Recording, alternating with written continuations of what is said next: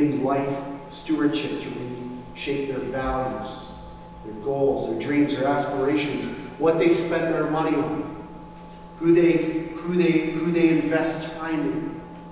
Those are the things that we hope for people. So what is our role? How do we play this role? How do we walk alongside people who are awakening to the power of God in their lives? People that the Spirit is whispering and has been for years. Well, one of the things that we have to do is practice presence. Presence. We have to practice presence. We have to be there, around them. And often in our evangelical Pharisaism, this is actually a non-starter for lots of us. We're just like the Pharisees, and we think it's bad for Christians to be with non-Christians. Well, that's a problem, people. That is anti-Christ. That is not who Jesus was and not who he taught you to be. I don't know where you got that idea, but you better kick it out of your heart right now. Why do we refuse to practice presence? Because we're afraid of being made dirty. What kind of arrogance has grown in our hearts? Take a hint from the horror movies. Every time the hero or the heroine locks themselves in the house, when they turn around, they're about to get an axe in the face. When you seal, you make your church a fortress against the world, the axe is coming from your friends. The call always comes from inside the house. Because you actually don't think that you are unsaved people. You've actually bought into this weird idea that you don't need Jesus. I don't want to be in a church like that. That's a scary place for you to be. It's a dangerous place for you to be. And if you are trying to create the church as a safe place against the world, you are in more danger than anybody else.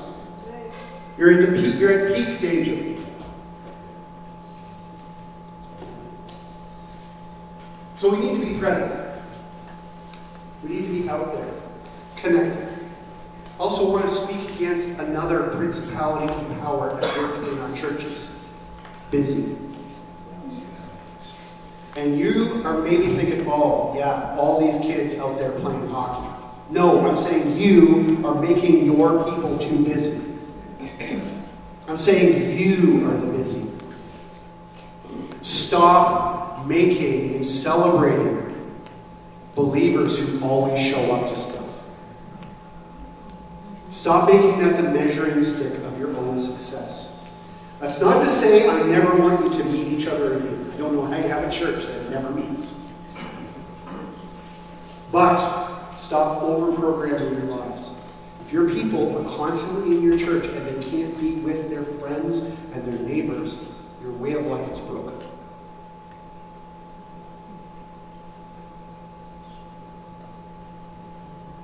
So, you need to be a church that practices presence, yes? Now, here's a critique that I have of the missional church movement. You stop there. We think that lending our neighbor a shovel is missional. And it's a good start. It's a good start. But you need to be able to make specific connections. You need to ask people in your church who. Don't say, love your neighbor. Don't tell me you love your neighbor. Name your neighbor. Do you know them? But you got names, phone numbers, plans, calendars. That's how you know you're making specific connections. And so many of us are celebrated for only having church connections, and that is, well, it's a problem. It's a problem. So then third, we need to live a life together that actually represents good news. We are going to be the first Bible people read. The first example of what lives that are transformed by the power of God look like. Next, we need to be able to describe the good news. And I want to say to you, one of the biggest problems that we have is that when we get our chance to talk about the good news, it always sounds like bad news.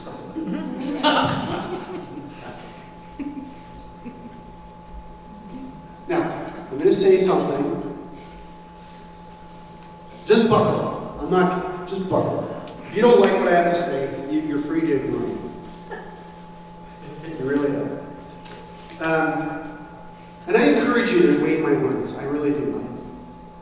I'm in this with you. I live in the same country and confounded by many same problems. But our version of the good news goes something like this. I belong to a kingdom, and my king is good and holy. He hates sin.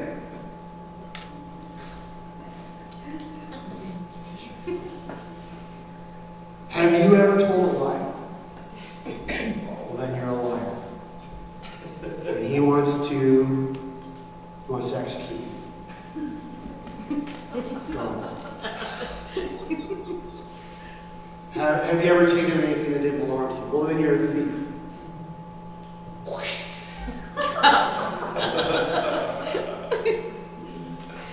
Have you ever cheated? Well, then you're a cheater.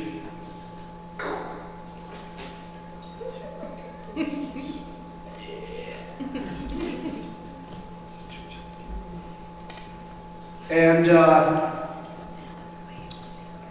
actually, you know what? Death is too good for you. He wants to burn you forever. He wants to burn you forever. From the slightest minor infraction to the biggest thing, he wants you to cook all the time. He hates you so much that his kid was just like, Dad, knock it off. Like, take it out on me.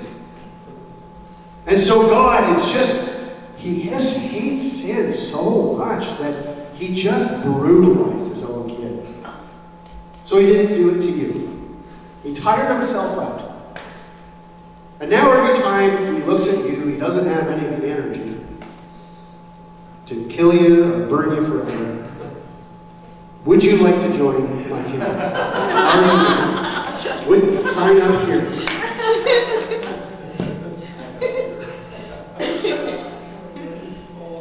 Now, I don't think God's wrath is a joke. I don't think sin is a joke. I don't think hell is a joke. But I think the way we tell the gospel is. It's a sick, disgusting joke. And it sounds like bad news. And if your good news always starts with bad news, I don't know what you're doing. I literally don't know what you're doing. I think you might be insisting on doing something that doesn't work. That's not to say we don't teach later about other things. It's just, what is the starting point of the story? And for years, an effective starting point of the story has been starting at Genesis 2 and 3. At the bad news. Because most of us walked around feeling guilty. What I want to suggest is maybe start in Genesis 1. At a world that is so beautiful. It's so fit for human consumption. And then to say, are you living there? Do you feel that? Can you feel the beauty of the earth?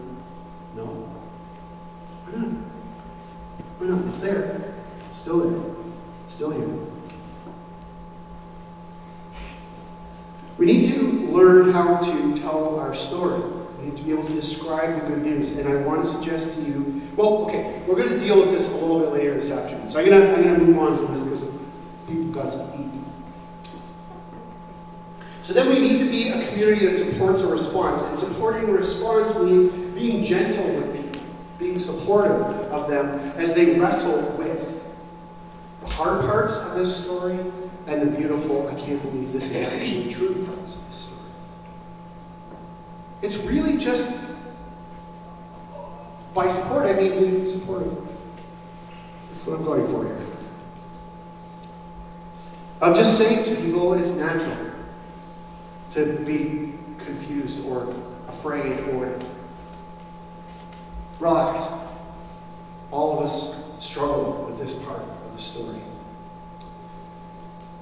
And then we need to be a community that actually challenges a response. Sometimes puts our friendships at risk by saying, what do you want to do with this? We've been talking about it for a while. What do you want to do with this? What are you being called to do with this? What is God saying? And then, of course, we need to be a community that includes people into the family. And I want to suggest to you, one of the challenges of the current church is that we know what to do when people finally show up.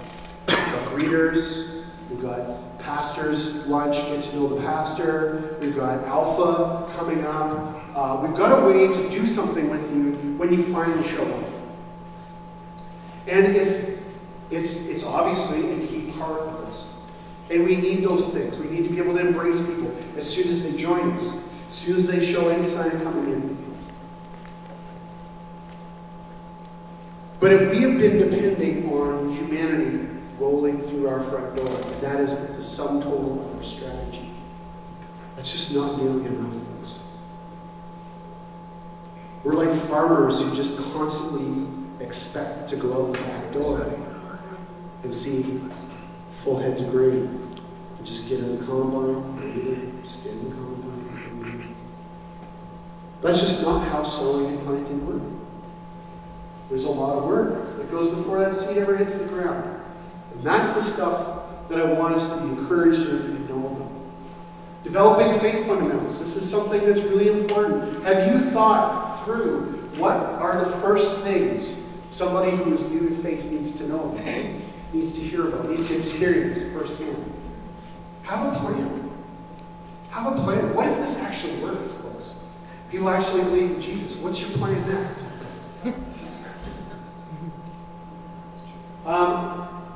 This is where a Free Methodist might put baptism. We sometimes do it to babies too. Don't want you to hate us for that. But I'm not being super theological with my placement of baptism, so I just don't want to talk to you about baptism much, okay? Well, baptism is a beautiful invitation. And one of the first people that led to the Lord in Saskatoon, baptism played a major role. Not his, but it played someone else, someone that he knew. He went to this baptism, he saw something. I'll talk to you about it this afternoon. But baptism played a major role.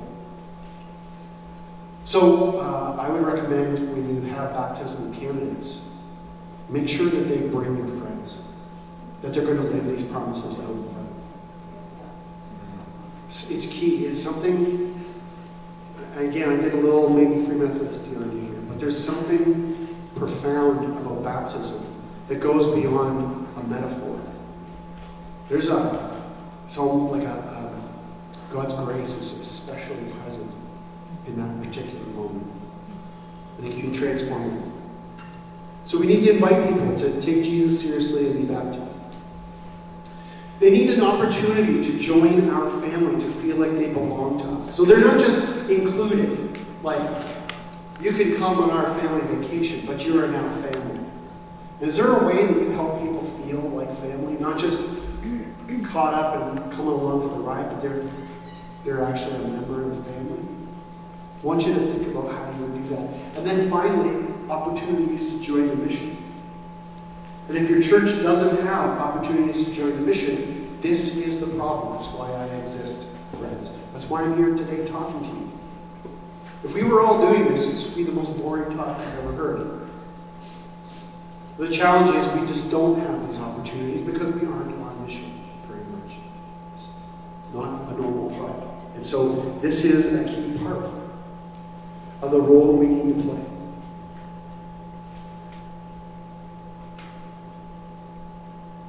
Okay. Somehow I was late for the first session. Now I packed part of the first session into this session, and I'm actually early. I don't know. I don't know how time works, Kevin. I don't know how time works. You know what? We're gonna eat at 12:15. Why don't we do a little question and response? Yes, good, good. Because we do need a little bit of time. Meal's not quite here yet. Yeah. Let's do a little question and response. I mean, you ask questions and I'll respond. Not necessarily answering, but responding. So, yeah, go ahead. What's my podcast? That I have an answer for. It's the New Leaf Project. Thank you. And I also do arts and entertainment and some aspects of Canadian history, if you want to just test me a couple of those too. I'm not great at Trivial Pursuit, but I can answer some of those questions too. what would be on your list of the faith fundamentals? Faith fundamentals? A new believer needs to become. Wow, what a great question. Great question.